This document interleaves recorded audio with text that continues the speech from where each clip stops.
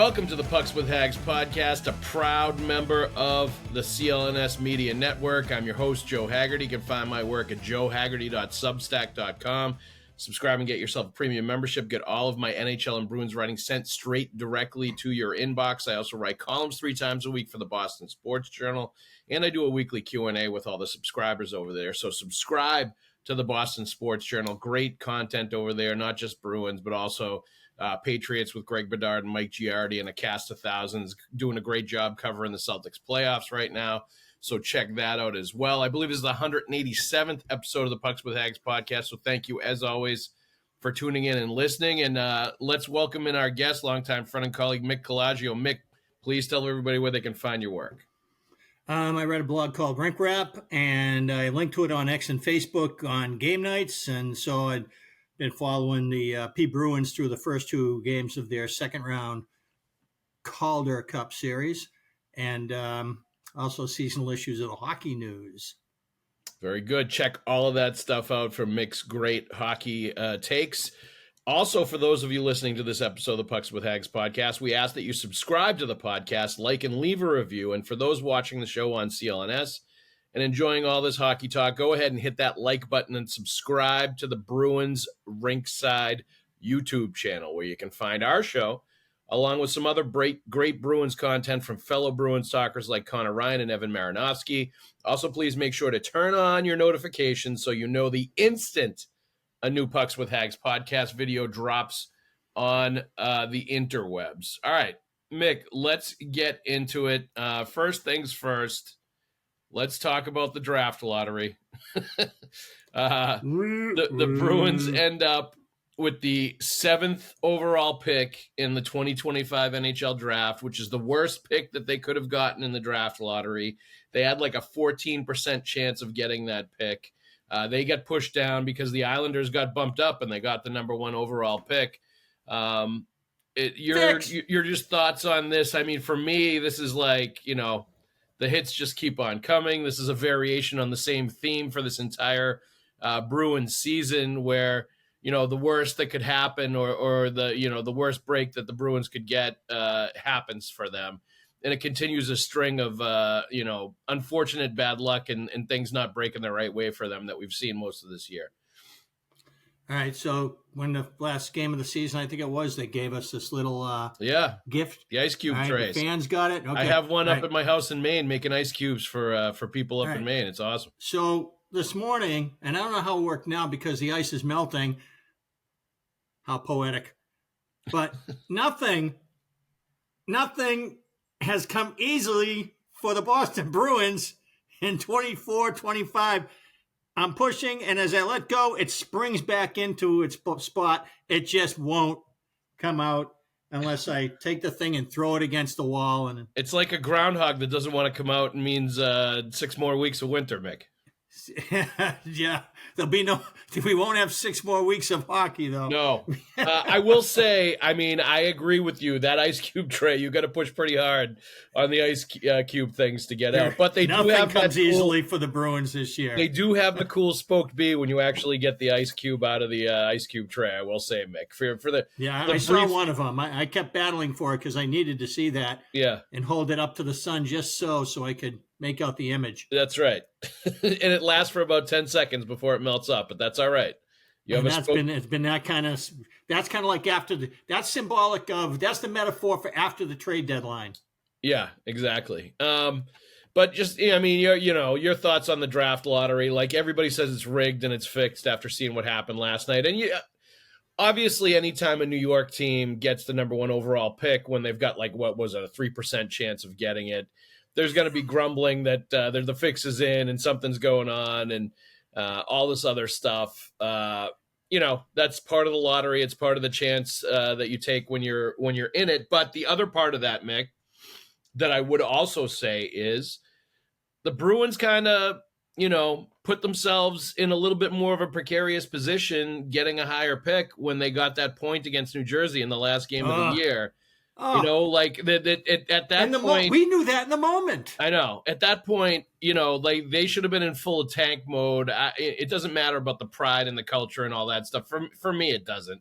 At the end of the year, if your mission is to strip the team of veterans, to strip the team of players that are going to help you win, to lose as much as you can, to drop as low as you can, to get as good a first-round pick as you're going to get. Why even bother to try to get that point at the end of the year against the New Jersey Devils in the last game of the year? Just bring up a bunch of kids, take some people out of the lineup, and ensure that you're going to get the best possible pick that you can instead of doing that. Like, I understand they're all competitive people, but if that was the mission for the second half of the year, like it seems like it was, you might as well see it through to the end instead of doing a half measure and coming out with a point at the end that probably made you lose at least one draft spot, if not a couple of draft spots, at the very end. I was feeling it that day. I was thinking, oh no, because this is the one that's going to come back to haunt them, because I felt like they did a really great job up until then, setting the tanking in motion, not through the locker room, not through the bench, not through the on ice, just through the deployment. Yes. The decision on what to do and who to play and how to play them. Yep. And they spun the top, and it was going great until that situation, and they snatched defeat from the jaws of victory. But that's, you know what? It's been that kind of a year. Yeah. And 7 is still pretty good. Yeah. It's just, but that's how we are here. We focus on what could have been, and we have something new to talk about. Maybe that'll help some fans forget about the infamous 2015 draft. Yeah. I mean, look, at the end of the day, the difference, it was probably the difference between picking 6th or picking 7th. I didn't really think the Bruins were going to get the number 1 overall pick. That would have, like, the Islanders did, obviously. So, like, something crazy happened and it didn't break in your favor in a really long odds type situation. At least it wasn't the Rangers. Right. But, I do think there's not that much difference between picking 7th or 6th from a perspective, from a Bruins perspective. You're assured of getting a player that should help you, that should be at least a really good player for a decade. Like, you should be able to get a very solid all-star level player that's going to be able to play in the NHL within 2 to 3 years and will be an impact player for a long time for you, would be a good player, regardless of where you pick and who you pick. But I will say there's a number, and we'll get into this at some point with an episode where we'll break before the draft. We'll break down the actual specific players, because I haven't done enough research. I know some of the names, but it does seem like there are going to be some very good center prospects, some of which Don Sweeney has gone and watched play in person during the junior hockey season, that are going to be available at that 7th pick. And Don Sweeney was asked last night about, picking for a position at that point in the draft, sort of targeting a center, feeling like that's what you want to go after. And this was his answer, kind of that sort of line of questioning.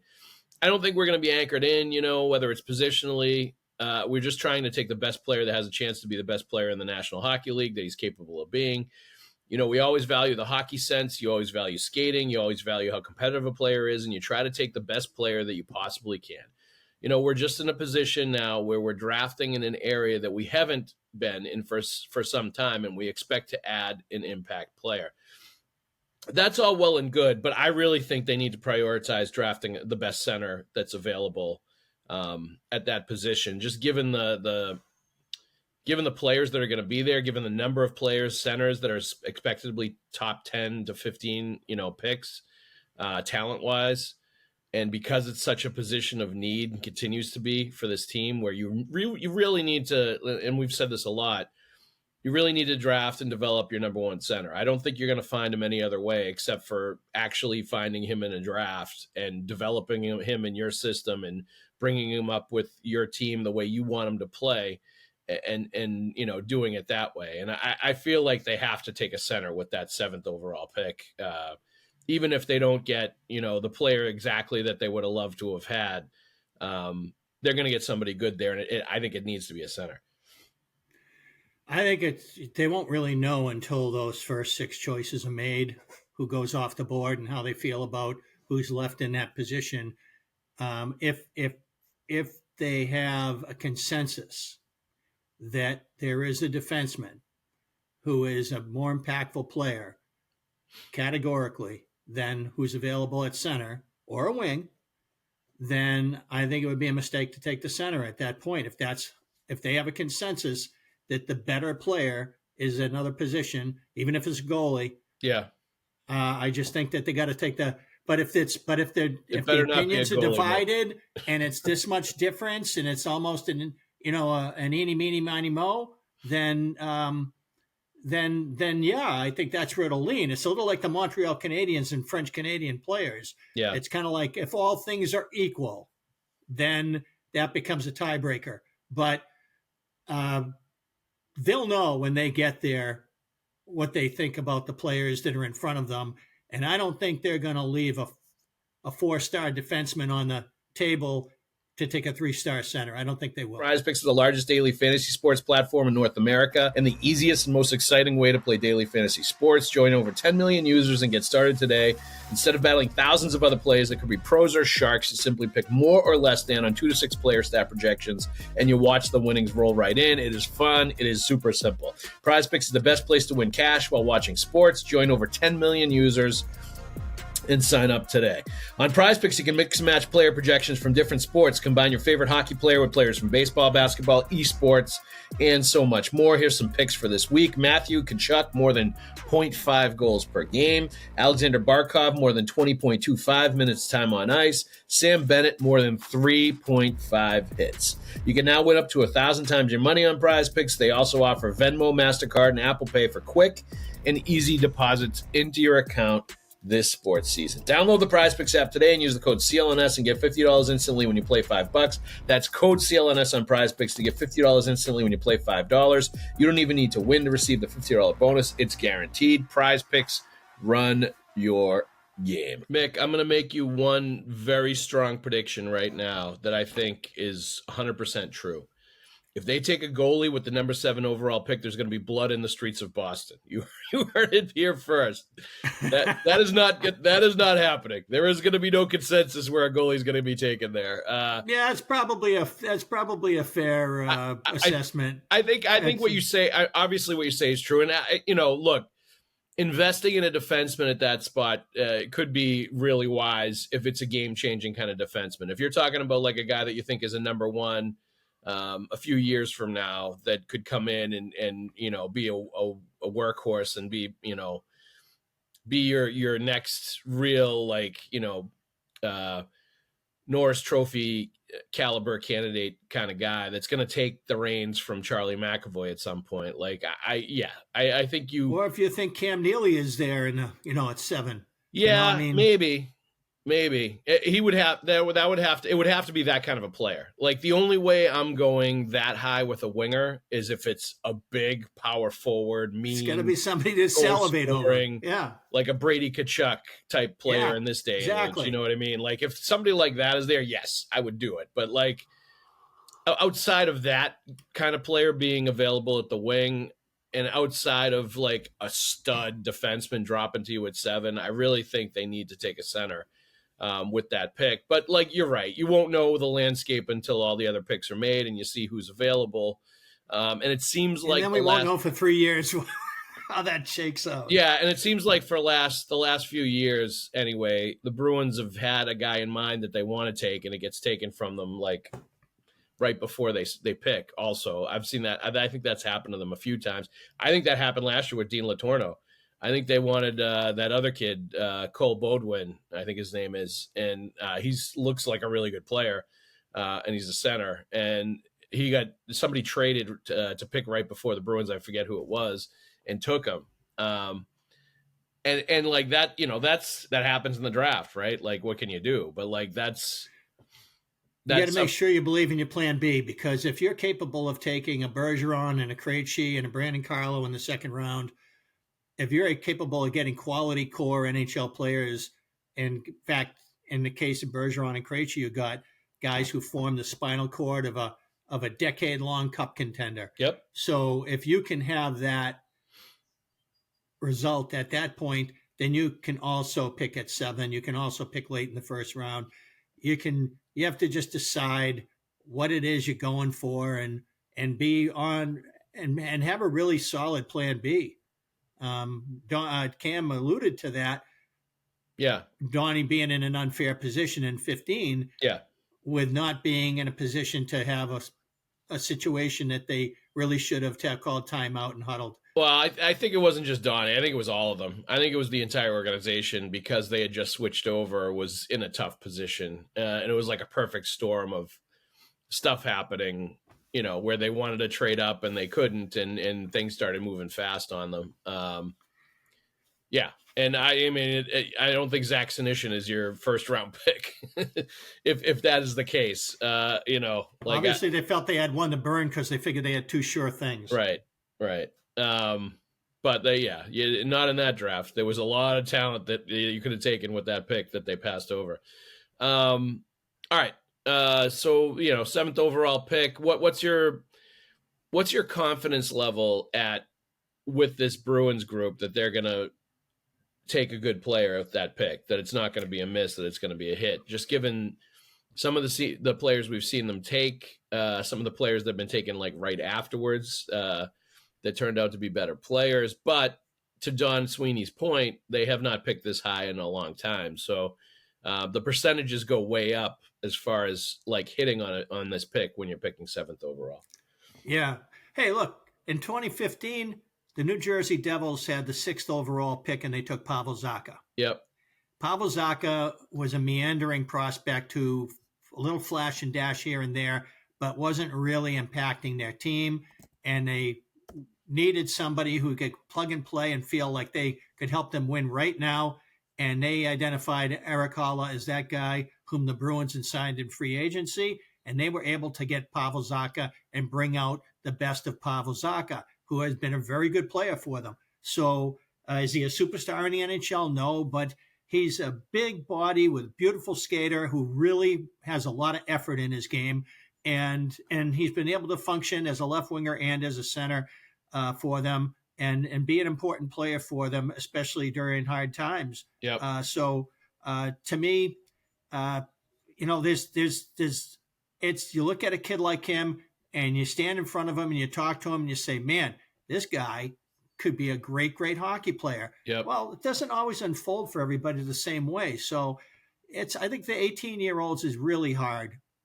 So I guess for me, it's not just about what they believe about the players.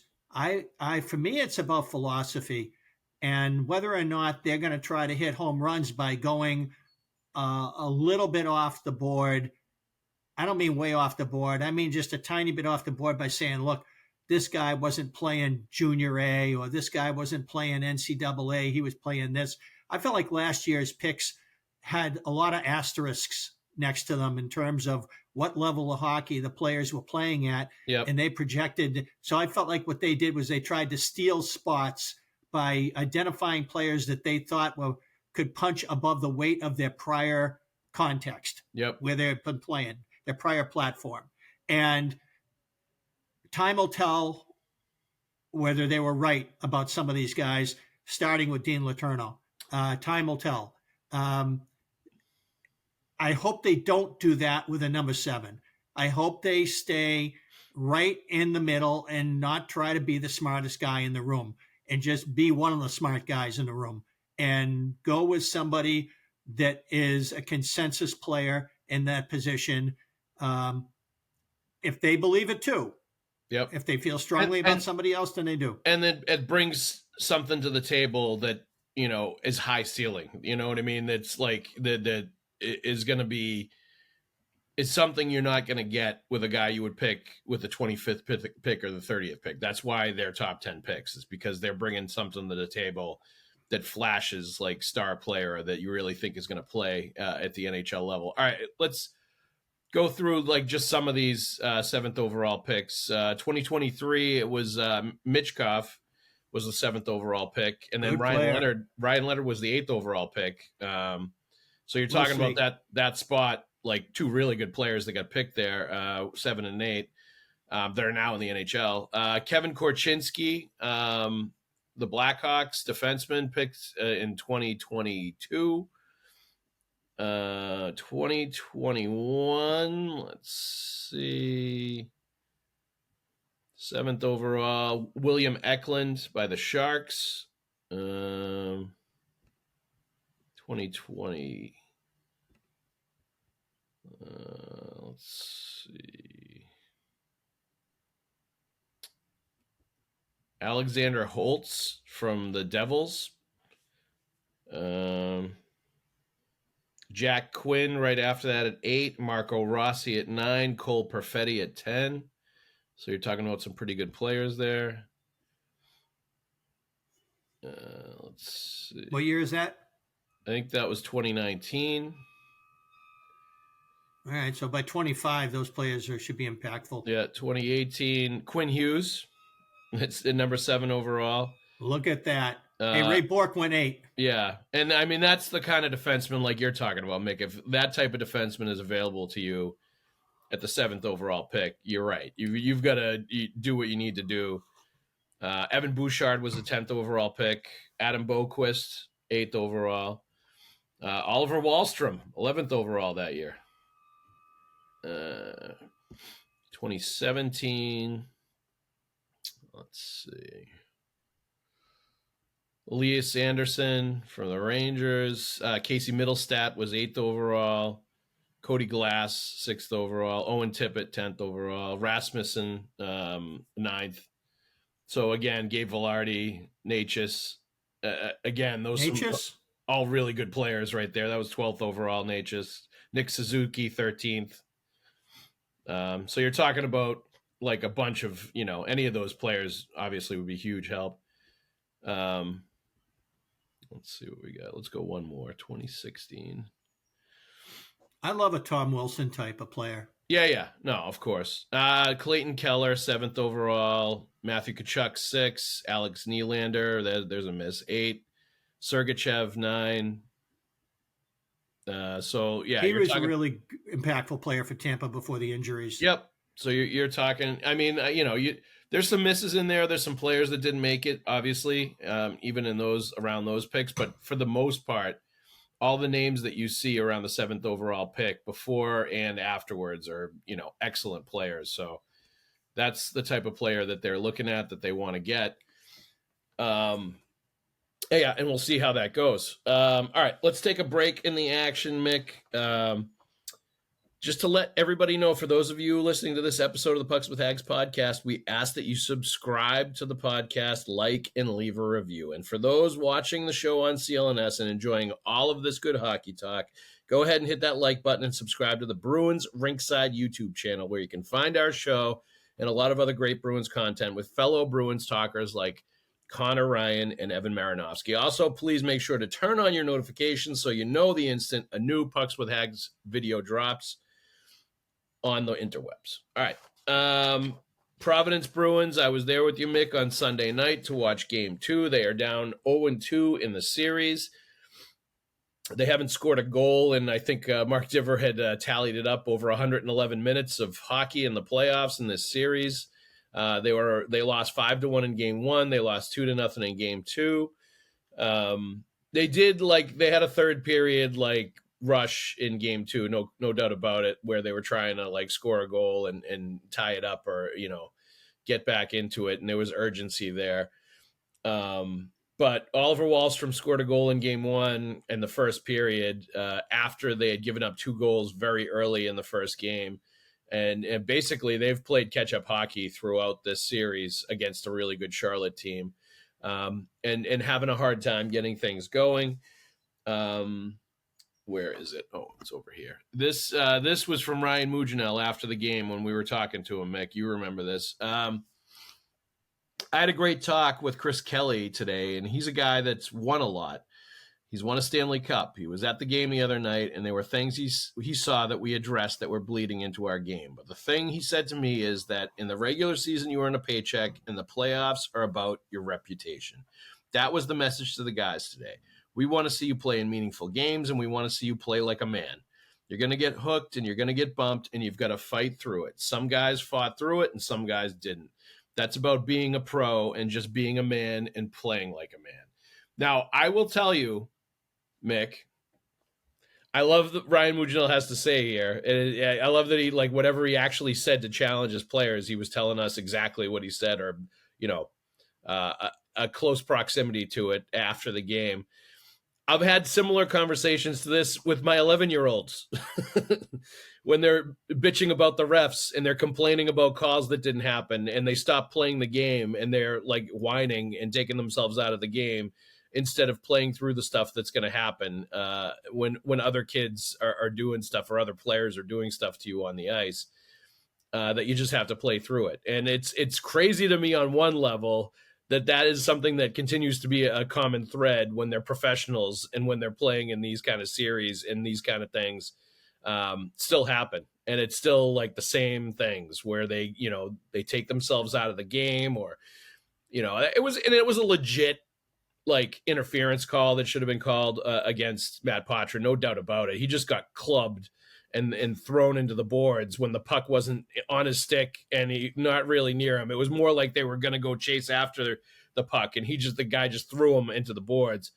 And there was a couple of times where Fabian Lysell just had lame like dives, like trying to get tripping calls, stuff that's not going to fly in the playoffs. And I honestly felt like a lot of what Mougenel was saying was directed towards Lysell more than anybody else.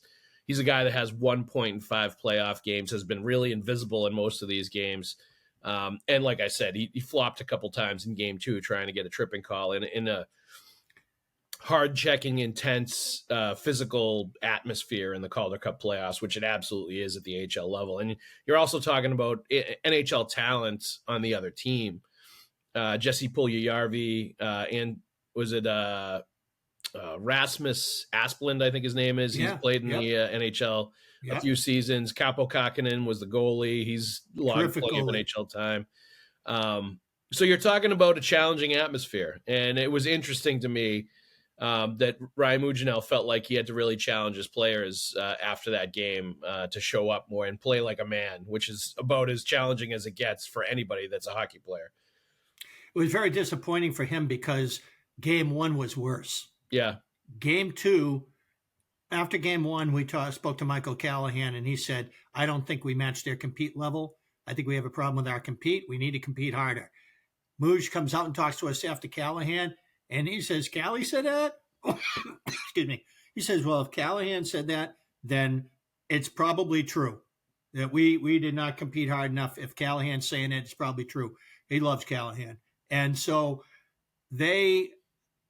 my follow-up question on your Chris Kelly related comment from Mooj was there was stretches in this game where only the Patrick Brown, right, Tyler Pitlick, that line was getting a Veal. Those guys were recovering dump-ins.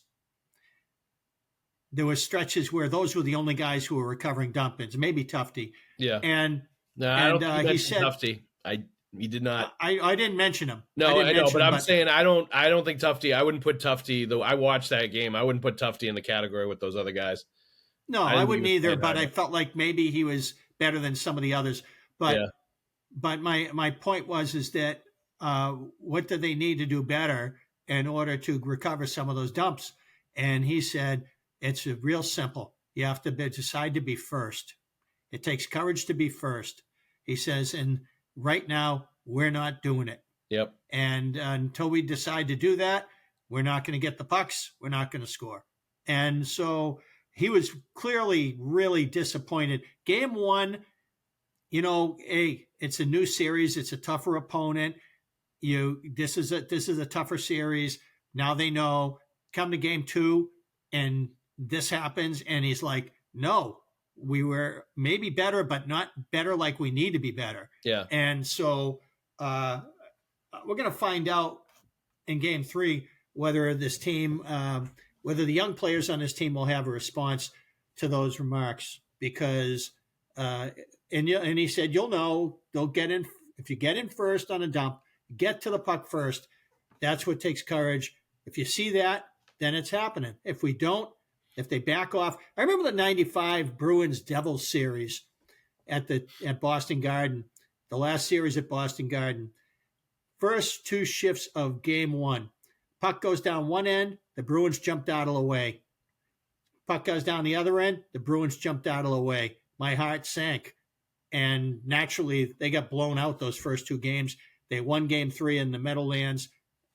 We're overtime away from winning game 4, but wound up losing it and losing the series in 5. And then Brian Sutter and Chris Ford were shown the door in the same day. Yeah. So that was how the Garden era ended. So, I think it's hockey gets pretty simple at times. And right now, you're right. They got to playing against men. Got to play like a man. Yep. And I will say, like, some of the younger guys I thought were actually pretty good. That Abate Joey Abate. Yeah, he was good. I thought he brought energy, and you noticed him. I think that was the first game he's gotten to play. I don't remember seeing him in the other games that I watched. I don't think so.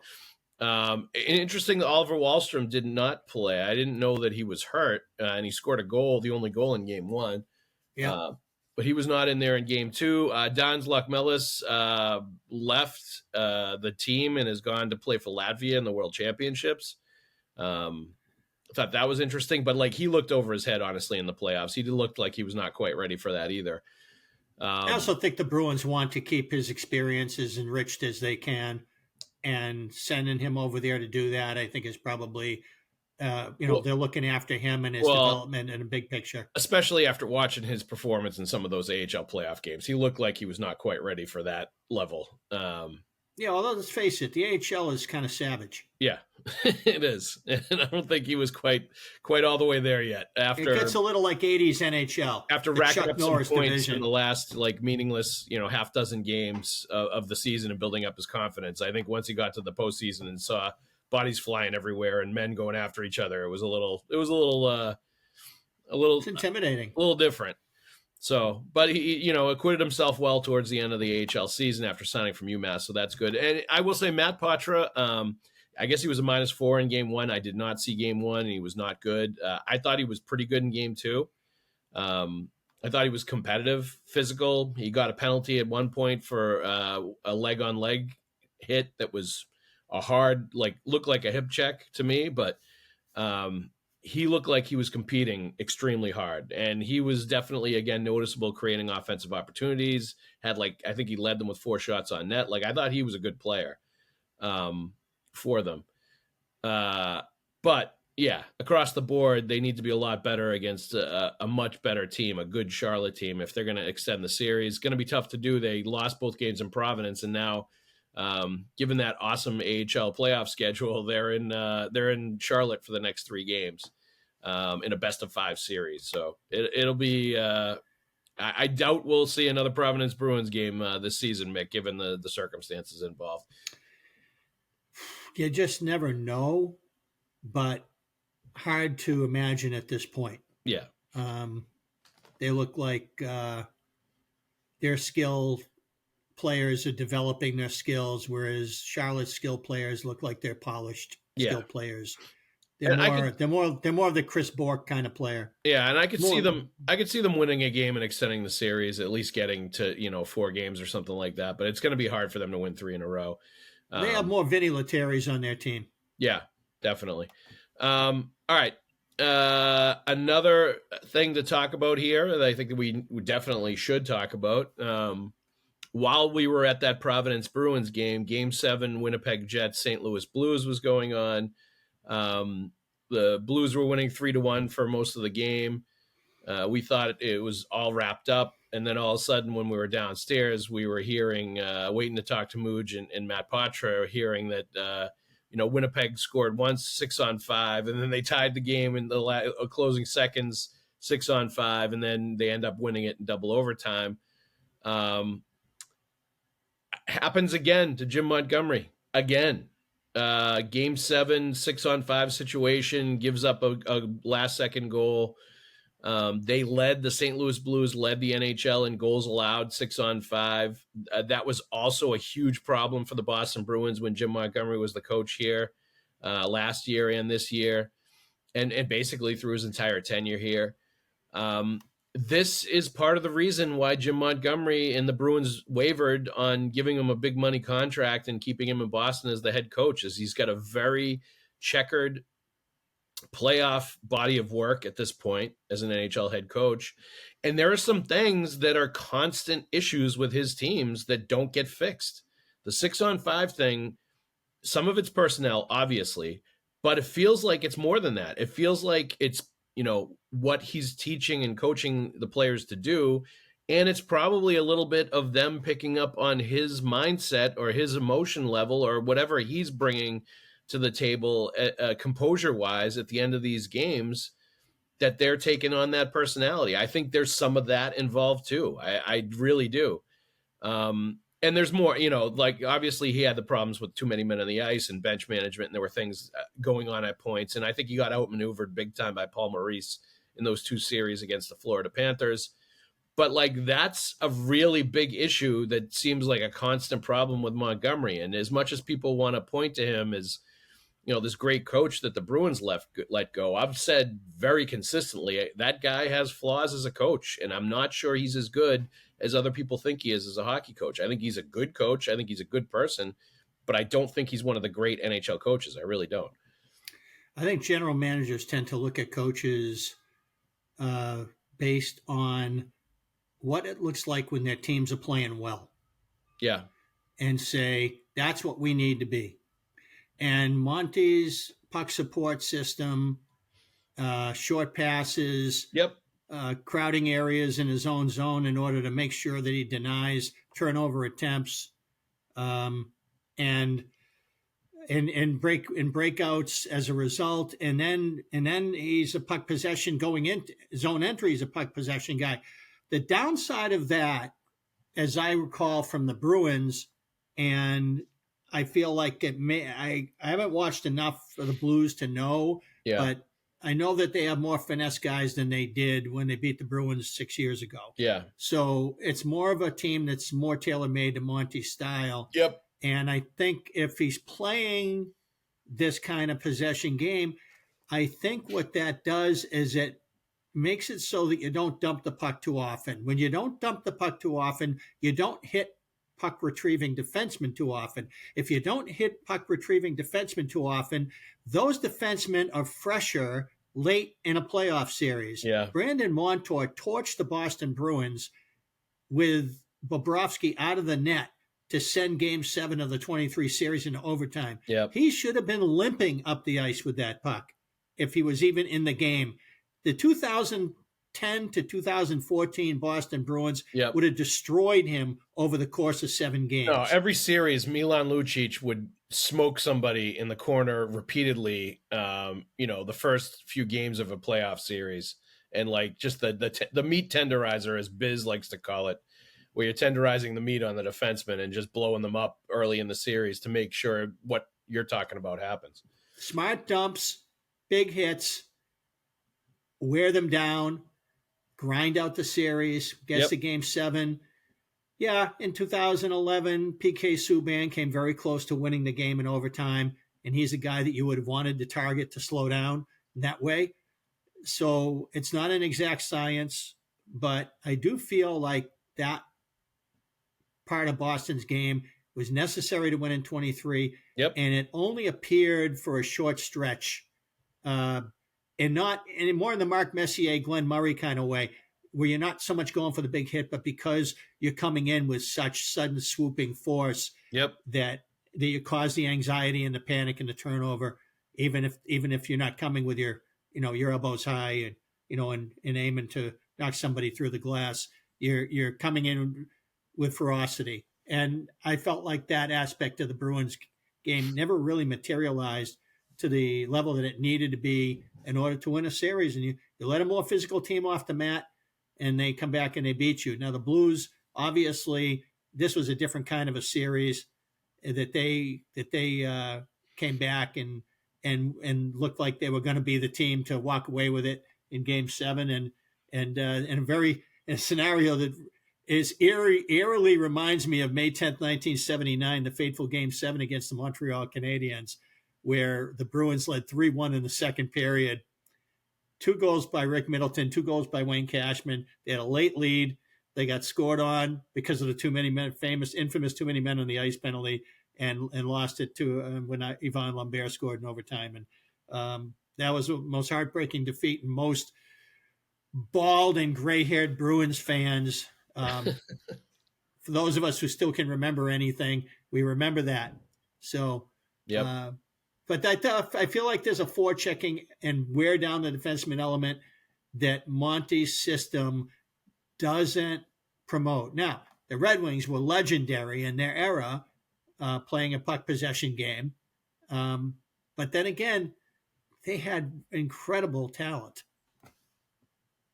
Thankfully, Mick, I'm too young to remember that particular moment that you're talking about.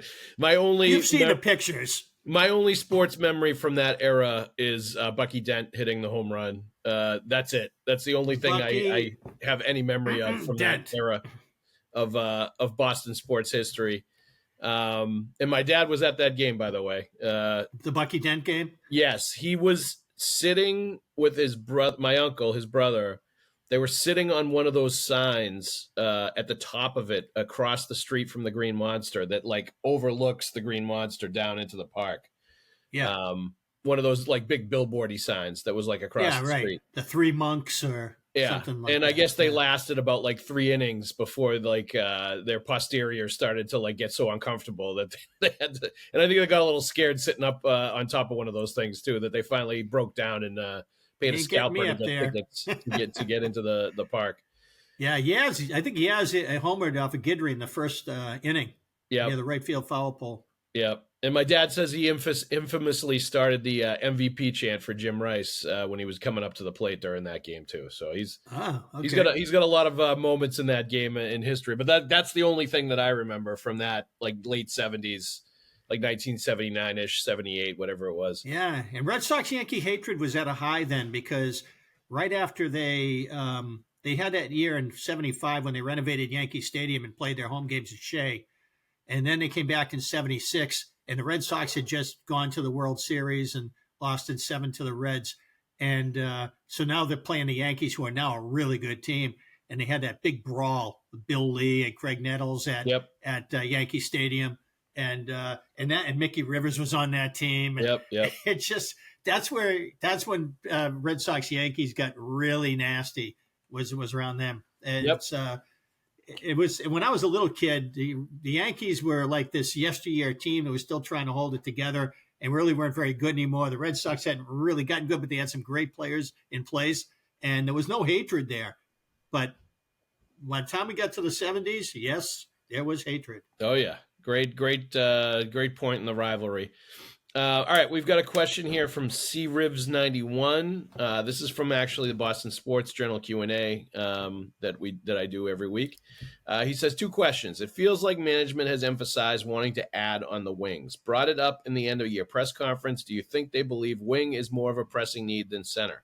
And is this due to internal options, stronger free agents at wing, something else, or maybe a sign that they'll target a center in the draft? Mick, your thoughts on that? Well, you got to walk before you can run. And if the franchise center is in front of you, of course you take it. But what the Bruins really hit the wall after Joe Sacco calmed down their defensive game and restored some order to their play, the way they hit the wall was they couldn't score. Right. And I felt like at that point it would have been a great timing to add a stick. That is capable of 25 a year. Yeah, and they didn't adequately that player changes 5 outcomes. They didn't adequately replace Jake DeBrusk leaving either. Right, of course, and they thought they were going to do it via committee, and I do believe that I'm a big believer that hockey's not an aggregate sport. Where are we going to get those goals? I don't look at it that way, like a basketball team. I look at it like this is a chemistry sport, and look at what happened with Morgan Geekie. So it's just not enough went well for them, and they didn't get anything from Providence to speak of. So it really got to a point where I wondered if, because every time the Bruins make a big acquisition at the deadline, the first thing that comes out of Cam's and Donnie's mouths is I want to thank the Jacobs family for supporting us and making this a good hockey team. We felt like our team deserved this. They worked hard. They had a great season. We feel like our players should be rewarded. So we went out and we got this, and the owner supported us. Okay, this is the first year that they really needed something and they didn't do it. I'm wondering if they recommended it, talked about it, wanted it, and were denied. There's no way you're never going to get that answer. No. But I do think that you can't say that every year and then get to this point and have us not be in a position where we have to muse the question. Yeah. Because it sure seemed obvious to me that a stick like Toffoli's or somebody like that would have really helped them after Sacco straightened out the team. Yeah, no. And look, they didn't adequately replace Jake DeBrusk, like I said, so they needed somebody on the wing that could put the puck in the net. And yes, Morgan Geekie did develop into a really strong player, but they also traded away Brad Marchand at the deadline and Charlie Coyle, who was playing wing for a good portion of the year as well. So you're talking about a lot of established, pretty good offensive players on the wing that are gone. And, nobody has come in to replace those players. That's a lot of offense that you shipped out without adequately replacing it. And they knew, they had to know, Mick, that they didn't have the answers in Providence for that kind of like established offensive presence for this team. I mean, it felt like they were a top six winger short when the season started, and then they traded away a couple other players that were, either top six or top nine that could play on the wing. So I think that's a big reason why they talked about the press conference. This is an obvious position they need to fill some spots. They need to bring in some players based on the talent that has been shipped out. And there's a follow-up here. As a follow-up, which of the three wings, Mitch Marner, Brock Besser, and Nikolai Ehlers, would you target factoring in the approximate cap hit? Better to go big game hunting for Marner or keep some powder dry with a slightly lower money signing? Marner is a do-it-all kind of a player, but I do feel like he's a line-driving kind of a winger in the kind of March or so, Pasternak, Panarin, Patrick Kane. They kind of like have center-type abilities from their wing position. I'm not sure that that's the right play for the Bruins because I feel like with Pasternak already in place, it sort of pigeonholes you to be a certain kind of a team up and down your lineup, whereas opposed to being, okay, you have one of the premier wingers in the game who can score, he can set up, he can do all things. That's enough for me. So I'd rather not risk the team chemistry thing. And by that, I don't mean the room, I mean the on-ice hockey. By throwing in another player that is not redundant, but it's just kind of like says, okay, this is how we're going to play on all our lines. Our whole top six is going to be predicated on line driving wingers. I don't like that. I'd rather go for something more financially manageable, a cap hit manageable, and somebody who can put the puck in the net. All right. This is from JM Cena 29, and this is our weekly sort of pessimistic Bruins question, Bruins view.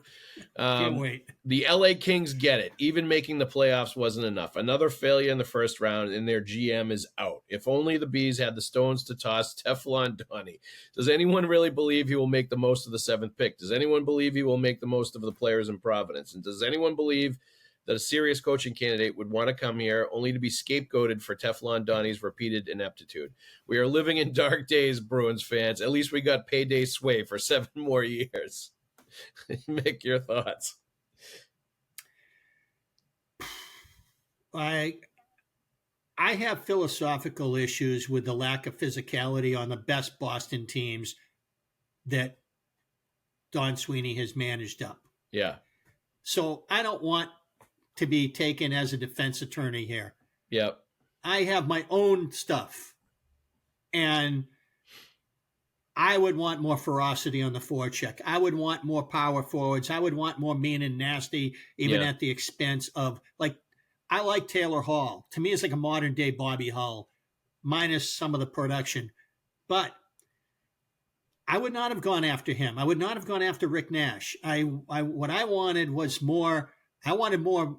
I wanted higher elbows, more meanness, more Rick Tocchet. That's more Cam Neely.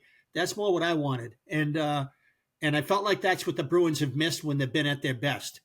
So it's not that I'm aligned with Donnie. That said, how do you say this about a manager who's averaged 50 wins per 82 over 8 years? Right. I mean, that's just crazy talk. Right. I mean, they've put themselves in a great position to have playoff success, and they've gotten pretty damn close on a couple of occasions. And, if there was one parade in there, maybe the whole conversation is different. I don't know. Yeah. But if they had won in 2019, this would be a different conversation. If they'd closed that deal out and been able to win that series, I think a lot of things would be different. Maybe Bruce Cassidy doesn't get fired. Maybe the view would certainly be different of Don Sweeney and what he's done over the last decade. But I agree with your point. Like, you can't argue with the success that they've had. Like, they have had a great run for a long part of Don Sweeney's tenure here. He has absolutely earned the right to have this next season upcoming, to try to right the ship and to make some decisions that are going to put them back on the right track. Now, the one thing that I think is a legitimate critique or criticism or observation is that a lot of the success that team had was predicated on players that were already here, that were great players. And as those great players have aged out and have retired, they have had a hard time replacing those players. And it becomes a much more difficult endeavor to try to win if you can't find players. It's incumbent on them to find the next wave of those players, and that's what they're trying to do right now. And that is hard, but they deserve a shot at it to see if they can do it. They were in a different mindset before when they had Krejci and Bergeron and Chara and all these other players, and they were sort of backfilling the roster or filling one or two needs. Now it becomes being able to get the players that can move the needle a little bit. They need some of those guys. Right, it's about the core now. David Pastrnak and Charlie McAvoy and Jeremy Swayman. They it's a different sort of thing, but I think Don Sweeney has shown an ability to do that at times, like when he brought in Taylor Hall, like when he traded for Hampus Lindholm.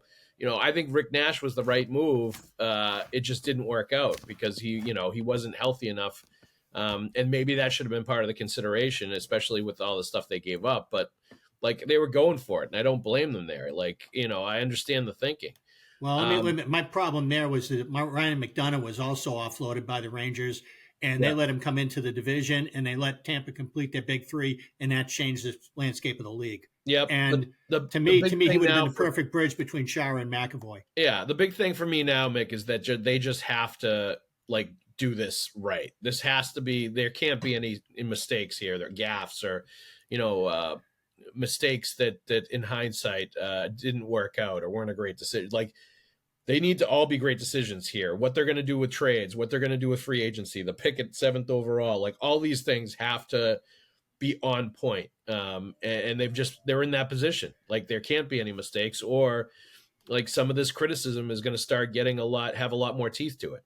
There are 31 other teams in the league that are trying to make great trades to improve their teams.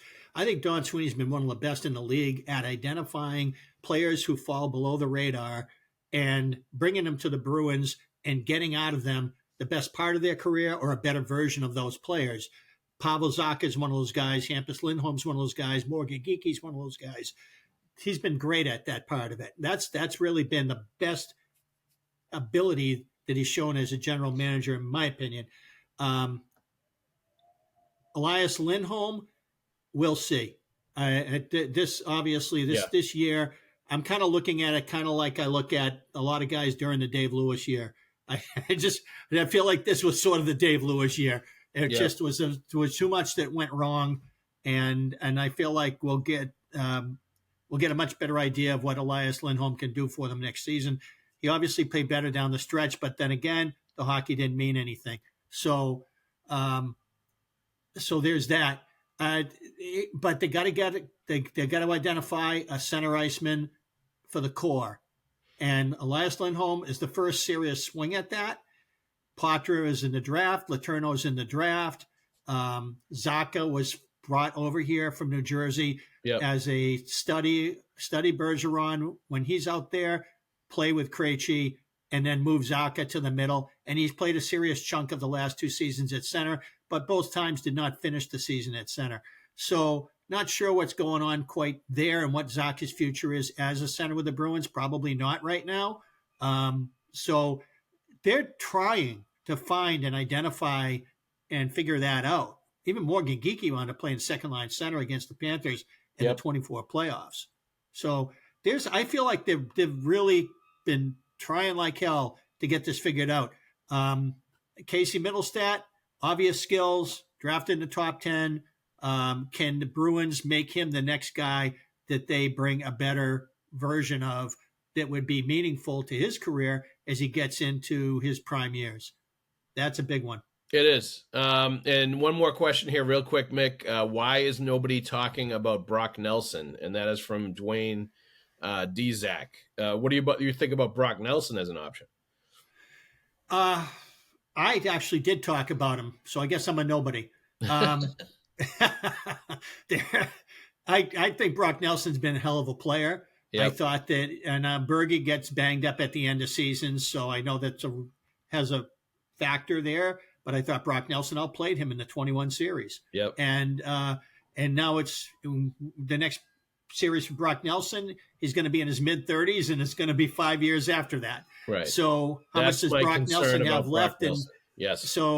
So Brock Nelson looked to me like a player today, but how many more tomorrows does he have as an effective needle-moving, as you called it, player for the Bruins? I felt like that window already came and went in my mind. Yeah, I'd be worried that we'd be repeating a David Backes situation with Brock Nelson. Obviously, a little bit of a different kind of player, but similar situation where there's a lot of miles off the tires and has been a very good player, but maybe you're paying and getting the downside of their career at his age. Still looked good this past season, no question about it. But yeah, I think that if it was a low money, low term deal, like fairly low money in a low term deal, I think it might be worth it for a year or two.